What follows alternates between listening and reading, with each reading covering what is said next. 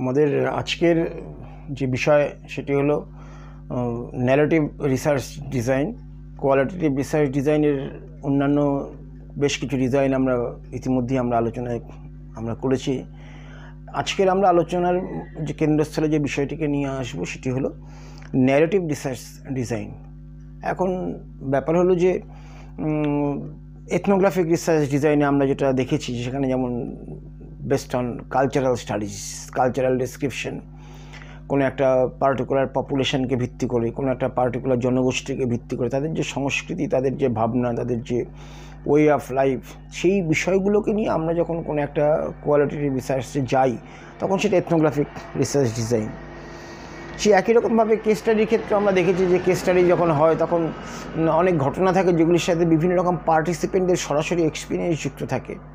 এবং আমরা আগেও বলেছি, যেমন ধরা যাক যে এই যে ভীষণ রকমের যে প্যান্ডেমিক, সেটা কিন্তু অনেকটাই কেস স্টাডি থেকে আমরা উঠিয়ে আনতে পেরেছিলাম আর কি। সায়েন্স এবং টেকনোলজি এবং সোশ্যাল সায়েন্সের মধ্য দিয়ে অনেক কেস স্টাডিজ আছে যেখান থেকে অনেক ঘটনা, অনেক বিষয়কে আমরা বাস্তবসম্মতভাবে হাজির করেছি আর কি। ঠিক একই রকমভাবে সেটা সাইকোলজিক্যালি এবং এডুকেশনাল স্টাডিজ বা তার ঘটনাসমূহের একটা বিবরণ বলা যেতে পারে।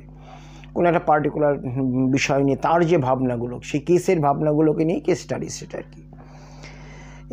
আর যেটা ভেরি ইম্পর্টেন্ট সেটা হচ্ছে গ্রাউন্ডেড থিওরি রিসার্চ। সেটা আমার মনে হয় সেটা যেমন অ্যাজ ওয়েল অ্যাজ যেমন একটা ডিজাইন, সে একই রকমভাবে এটা অ্যাজ ওয়েল অ্যাজ মেথোডোলজিও বটে আর কি।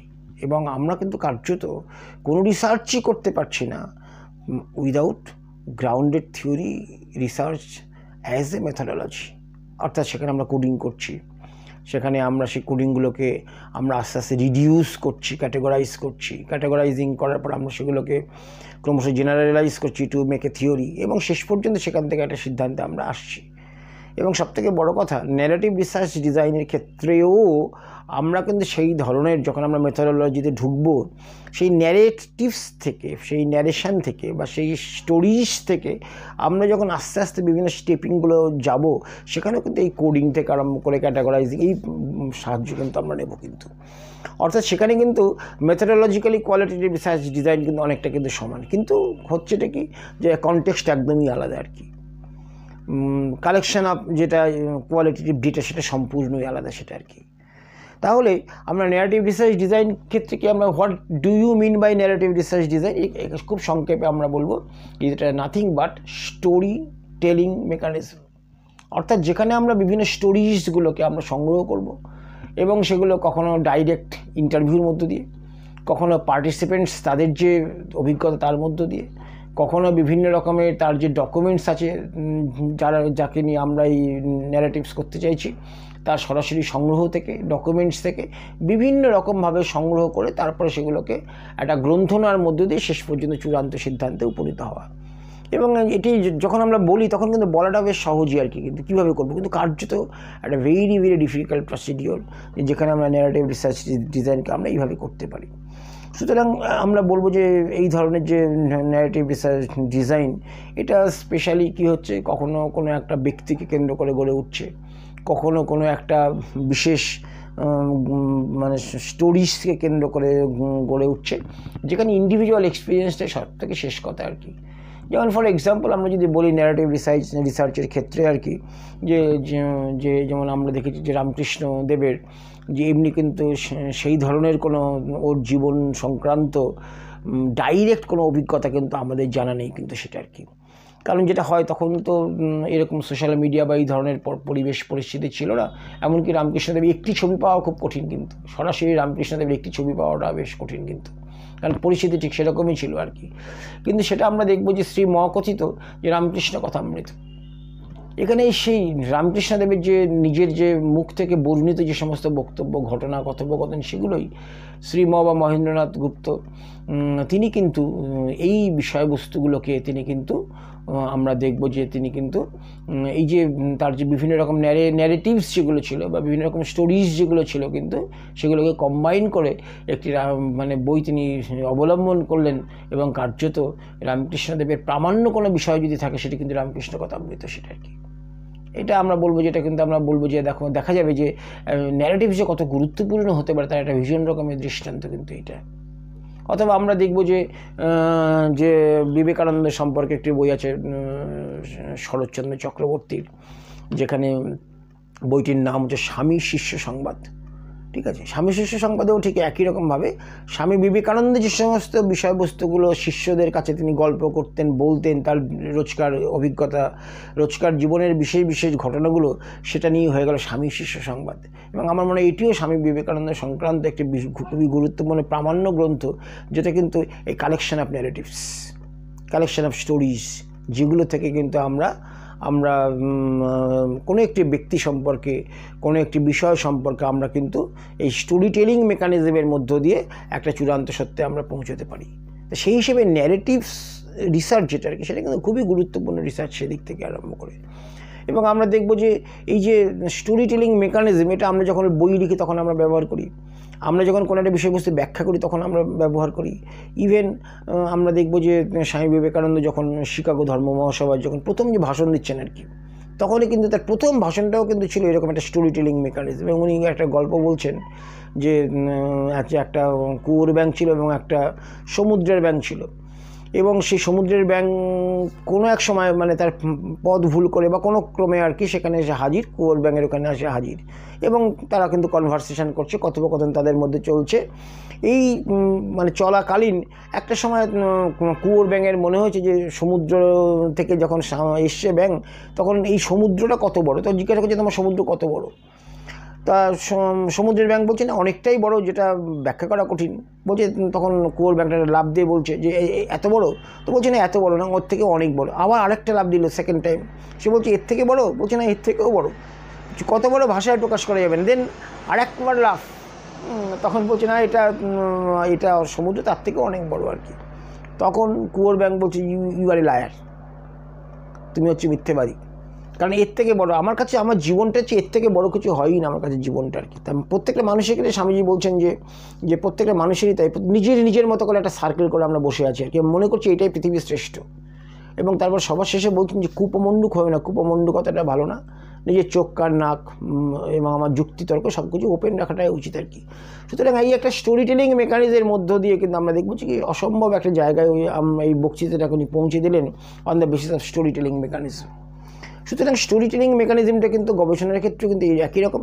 এরকম একটা ঘটনা, এরকম ঘটনা যদি আমি 20টা ঘটনা যদি আমি জোগাড় করতে পারি বা 50টা ঘটনা যদি আমি জোগাড় করতে পারি, আমরা কিন্তু কোয়াইট শিওর স্বামীজি সম্পর্কে কিন্তু একটা প্রামাণ্য তথ্য বা প্রামাণ্য গবেষণা সেখান থেকে সম্ভব সেটা আর কি। সুতরাং এইটাই হচ্ছে ন্যারেটিভ রিসার্চ। স্টেপিংগুলো আমরা বলে প্রায় একই রকম। যেমন ফার্স্ট স্টেপ যদি আমরা বলি, প্রথম ধাপটা হচ্ছে এটা যে কোনো একটা বিষয়, কোনো একটা ইস্যু, কোনো একটা যার উপর আমরা এই ন্যারেটিভ রিসার্চটা করতে চাইছি সেটিকে নির্ধারণ বা নির্বাচন করা, অর্থাৎ প্রবলেম সিলেকশনটাই প্রথম ধাপ বলে আমরা এখানে মনে করছি, যেখানে ন্যারেটিভ করা যায় করে কোনো ব্যক্তি, কোনো একটা বিষয়, কোনো একটা মানে ঘটনার ব্যাখ্যা বিশ্লেষণের মধ্য দিয়ে যেখানে আমরা সিদ্ধান্ত নিতে পারি, এরকম কোনো একটা ইস্যু আমাকে নির্বাচন করতে হচ্ছে প্রবলেম হিসেবে। That is the steps number 1। Number 2 কিন্তু এবার আমাকে সিলেকশন করতে হচ্ছে। সাপোজ ধরে নেওয়া যাক যে আমি এরকম ভাবছি যে কোনো একটি পার্টিকুলার গ্রেট পার্সোনালিটি সম্পর্কে আমি গবেষণা করবো আর কি। এবার আমি ন্যারেটিভটা যে চাই, যেমন আমাদের ভারতবর্ষে যে 1972 সাল বা আমরা দেখব 47 দেশভাগের সময় আমরা দেখেছি যে অনেক রকম ঘটনা ঘটে গেছে, যা সব কিছু কিন্তু আমরা ঘটনার মধ্যে দিয়ে তুলে ধরতে পারিনি। এখন আমরা যদি মনে করি সেই ঘটনা আমরা তুলে ধরবো আর কি, সেটা আর কি। সেখানে কিন্তু এই যে বিভিন্ন রকম একটু বয়স্ক মানুষ যারা 47 দেখেছেন, যারা 72 দেখেছেন, এবার তারা কিন্তু তাদের কাছে শুধু যদি আমরা যদি এই মানে ন্যারেটিভসগুলোই সংগ্রহ করি আর কি, সংগ্রহ করলে দেখা যাবে সেটাও কিন্তু বিরাট একটা প্রামাণ্য গ্রন্থ হিসেবে সেটাকে আমরা নিতে পারবো। সুতরাং সেকেন্ড আমাদের ধাপটা হচ্ছে এইটা, সেই সমস্ত ইন্ডিভিজুয়াল সিলেকশন করা যারা কিন্তু এই ঘটনার সাথে যুক্ত, ঘটনা সম্পর্কে যারা ব্যাখ্যা দিতে পারবে বা যখন তারা ঘটনা সমূহগুলোকে ব্যাখ্যা বিশ্লেষণের মধ্যে নিয়ে আসতে পারবে। থার্ড স্টেপটা কী হবে, যে মাঝে মাঝে আমাদের করতে হবে কি, যেটা আর কি যে এই যে বিভিন্ন রকম যারা এক কথায় যে ঘটনা বা বলি বা বায়োগ্রাফিক্যাল যদি বলি আর কি, যে যারা পার্টিসিপেন্ট যারা আর কি, অর্থাৎ আমি 72 সাল দেখেছি বা আমি 47 সাল দেখেছি, এই পার্টিসিপেন্টদের কিন্তু তাদের কাছ থেকে স্টোরি কালেকশন করা। এবং এর অর্থটা হচ্ছে এইটা যে আমরা যেমন পার্টিসিপেন্টদের কাছ থেকে ভার্বালি যেমন তাদের কথা বক্তব্য শুনছি, একই রকমভাবে কিন্তু আমরা কিছু স্টোরি সংগ্রহ করার চেষ্টা করছি ইন্টারভিউর মধ্য দিয়ে, ডকুমেন্টসের মধ্য দিয়ে, তাদের কাছ থেকে কোনো যদি সংগ্রহ থাকে সেই সংগ্রহের মধ্য দিয়ে যত রকমভাবে সম্ভব আমরা কিন্তু সংগ্রহ করার চেষ্টা করছি টু জাস্টিফাই দ্য প্রবলেম। মূল উদ্দেশ্য হচ্ছে এইটা, তৎকালীন ঘটনাগুলোকে একটা রিয়েলিস্টিক একটা দৃষ্টিভঙ্গিতে সেটা মানুষের সামনে তুলে ধরা। সুতরাং এই তুলে ধরতে গেলে আমাকে কিন্তু সেই পার্টিসিপেন্টস অবজারভেশনটা কিন্তু ভীষণ রকমের গুরুত্বপূর্ণ জায়গা হিসেবে আমার কাজ করছে। এবং ন্যাচারালি আমার নেক্সট যেটা আমাদের আসবে যে একটা ক্রোনোলজিক্যাল অর্ডার, যেটা ন্যারেটিভ রিসার্চ এটা খুব বড় জায়গা, সেটা হচ্ছে যে একটা ক্রোনোলজিক্যাল অর্ডার আমাকে মেনটেন করতে হবে। কারণ হচ্ছে একটা বিষয়কে যদি আমি নিরপেক্ষভাবে বর্ণনা করতে চাই, শুধুমাত্র story is very important, but তাকে একটা অর্ডারে সাজানো, একটা পরপর সাজানো, সেটাও একটা বড় একটা জায়গা হিসেবে আমাদের কিন্তু মনে রাখতে হচ্ছে আর কি। এইবার যেটা আমাদের নেক্সট আমরা যেটা করব সেটা হচ্ছে কোলাবোরেট আমরা করতে পারি, collaborate with the participant story teller. অর্থ হচ্ছে এইটা যে আমরা বিভিন্ন রকমের একজন পার্টিসিপেন্ট, তার থেকে আমরা দেখা যাবে তাকে ভিত্তি করে আমরা অন্যান্য বিভিন্ন কোলাবোরেশন, সেটা কোনো সংগ্রহশালা হতে পারে, অন্য কোনো জায়গা হতে পারে, অর্থাৎ বিভিন্ন কোলাবোরেশনের মধ্য দিয়েও কিন্তু আমরা এই ধরনের ন্যারেটিভস বা আমরা এই ধরনের বিষয়বস্তুগুলোকে আমরা সংগ্রহ করতে পারি আর কি। ন্যাচারালি এবার যেটা করতে হয়, তারপরে এই সমস্তগুলো সংগ্রহ করার পরে আমাকে একটা নিজে কিন্তু যে বিষয়টা নিয়ে আমি রিসার্চ করছি সেই সংক্রান্ত নিজের মতো করে আমাকে কিন্তু একটা স্টোরি টেলিং করতে হচ্ছে, সমস্ত ঘটনাগুলোকে একত্রিত করে। তখন সেটা রিসার্চার্স একটা ভূমিকা থাকছে এবং সেই রিসার্চারের ভূমিকাটাই সেখানে খুব স্পষ্ট। যখন একটা আমি নিজেই রিসার্চার হিসেবে আমরা যখন সেটাকে গোটা ঘটনাগুলোটাকে আমরা একটা স্টোরির মতো করে আমরা একটা লিখিত একটা রূপ দেওয়ার চেষ্টা করছি আর কি। এবং আমরা সর্বশেষ ধাপ যেটা আমরা বলবো সেটা হচ্ছে ভ্যালিডেশন। অর্থাৎ স্টোরি বললেই তো হলো না আর কি, অনেক স্টোরি থাকে যেটা আমাদের বিভ্রান্ত করে। এমন যেমন ইতিহাসের বহু ঘটনা আছে যে আমরা বলছি যে হ্যাঁ নেতাজি সুভাষচন্দ্র বসু 45-এ মারা গেছিলেন, কেউ বলছে মারা যায়নি। অর্থাৎ একই বিষয়ে অনেক রকম বক্তব্য থাকতে পারে আর কি, সেটা আর কি। বা আমরা দেখেছি যে 72-77 সালে আমাদের যে পশ্চিমবঙ্গে যে একটা যারা নকশাল আন্দোলন বলি, বা আমাদের যারা আর কি সামাজিকভাবে যে আমাদের একটা বেশ কী বলবো এটা আর কি, যে একটা শৃঙ্খলা যেটা ছিল সেই শৃঙ্খলার বিরুদ্ধে আর কি, বা সেই শৃঙ্খলাকে সামনে রেখে একটা বেশ প্রচণ্ড আলোড়ন, সামাজিক একটা আলোড়ন আমরা লক্ষ্য করেছি আর কি 72-77 সালে। এখন এই ঘটনাটাকে যদি আমি একটা নিরপেক্ষভাবে ব্যাখ্যা করতে চাই, ব্যাখ্যা করতে গেলে আমাদের মনে রাখতে হবে যদি ডকুমেন্টস থাকে, ডকুমেন্টসের ভ্যালিডেশনটা খুব এসেনশিয়াল আর কি।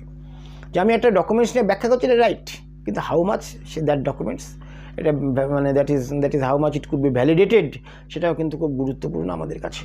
সুতরাং এই ভ্যালিডেশন করার পর আমরা কিন্তু সমগ্র জিনিসটাকে কিন্তু সে একই রকমভাবে যেগুলো আমরা কোয়ালিটেটিভ রিসার্চের কমন ডিজাইন আমি বলবো সেটা, যে তাকে আমরা তখন তাকে কোড করার চেষ্টা করছি, তাকে আমরা গ্রুপিং করার চেষ্টা করছি, মানে যেটা ক্যাটেগরাইজিং বলে, আমরা সেটাকে বারবার সেটা রিডিউস করার চেষ্টা করছি। অসংখ্য যে ডকুমেন্টেশন আছে আমরা সেটাকে কম্পেয়ার করার চেষ্টা করছি এবং শেষ পর্যন্ত কতগুলো সিদ্ধান্তে আসার চেষ্টা করছি।